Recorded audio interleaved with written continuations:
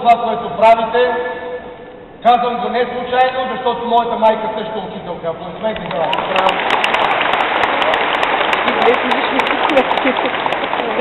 Дами и господа, този събор възобновява традицията на учителските събори от времето на Възраждането. За нас е истинско удоволствие да бъдем част от това невиждано събитие, което събра на едно място над 12 000 учители от цялата страна. Аплодисменти за вас отново. Браво! Мария, а може да си представите това само една пета част от цялото учителство съсловие в страната. Бурни аплодисменти за вас! Мога да се представя, няма зала в света, която може да събере всички български учители, толкова сте много. Дами и господа, емоцията и вълнението да бъдем сред вас не могат истина да бъдат описани, както не могат и да бъдат преписани.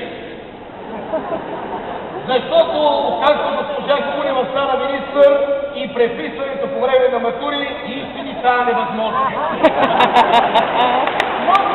Само да кажа, госпожо Кунева, добре, че не съм ученик. Днес няма да има никакви изпити. Тук сме, за да говорим за важни теми в образованието, за решение. Чувахте? Но и да се забавляваме, защото събирането на толкова учители на едно място си е повод за празник. Така, сега всички изкарате по един лист. Ще направим по-едно контролно. Четите седалки са първа група. Не четите седалки са втора група. И без седалки ще видим на поправки през света. Значи, сприте, никакви контролни. Как няма да правим? Важното съборът е първа предстои, но нека преди това да вдигнем допълнително настроението.